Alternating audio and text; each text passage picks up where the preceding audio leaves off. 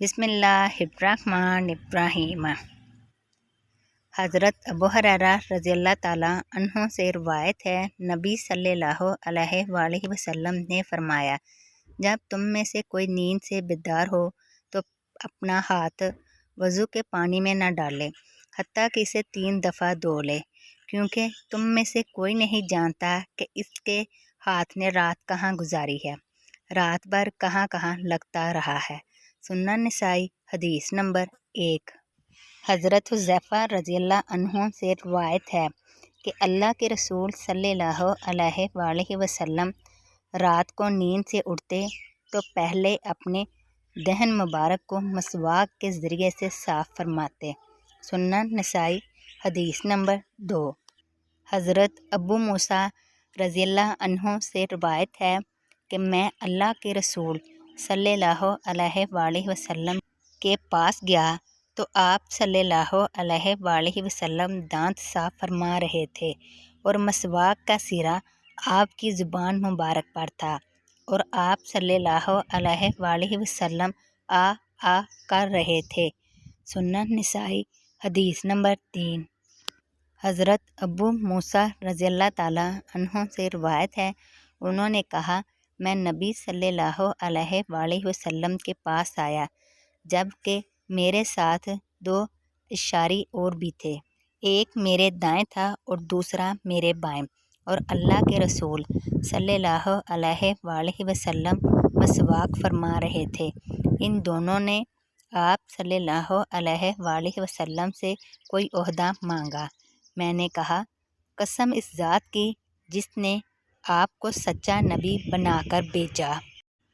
انہوں نے مجھے اپنے دلی ارادے سے مطلع نہیں کیا اور نہ مجھے اندازہ ہی تھا کہ یہ کوئی عہدہ مانگیں گے۔ مجھے یوں لگتا ہے کہ میں اب بھی دیکھ رہا ہوں کہ آپ کی مسواک آپ کے ہونٹ مبارک کے نیچے ہے اور ہونٹ سکڑا ہوا ہے۔ آپ صلی اللہ علیہ وآلہ وسلم نے فرمایا، تحقیق ہم سرکاری منصب پر کسی ایسے شخص کا تعاون حاصل نہیں کرتے یا ہرگز نہیں کریں گے جو اس کا طلبگار ہو، لیکن اے ابو موسیٰ تو عہدے پر جا۔ پھر آپ صلی اللہ علیہ وآلہ وسلم نے انہیں یعنی ابو موسیٰ کو حاکم بنا کر یمن بھیج دیا۔ پھر آپ صلی اللہ علیہ وآلہ وسلم نے ان کے پیچھے حضرت معاذ بن جبل رضی اللہ تعالیٰ عنہ کو بھی بھیج دیا۔ سنن نسائی حدیث نمبر 4۔ حضرت عائشہ رضی اللہ تعالیٰ عنہا سے روایت ہے، نبی صلی اللہ علیہ وآلہ وسلم نے فرمایا، مسواک منہ کی صفائی، پاکیزگی اور رب تعالیٰ کی رضامندی کا ذریعہ ہے۔ سنن نسائی حدیث نمبر 5۔ حضرت انس بن مالک رضی اللہ تعالیٰ عنہ سے روایت ہے، رسول اللہ صلی اللہ علیہ وآلہ وسلم نے فرمایا، تحقیق میں نے مسواک کے بارے میں تمہیں بہت تاکید کی ہے۔ سنن نسائی حدیث نمبر 6۔ حضرت ابو ہریرہ رضی اللہ تعالیٰ عنہ سے روایت ہے، رسول اللہ صلی اللہ علیہ وآلہ وسلم نے فرمایا، اگر یہ بات نہ ہوتی کہ میں اپنی امت پر مشقت ڈال دوں گا تو میں انہیں ہر نماز کے ساتھ مسواک کرنے کا حکم دیتا۔ سنن نسائی حدیث نمبر 7۔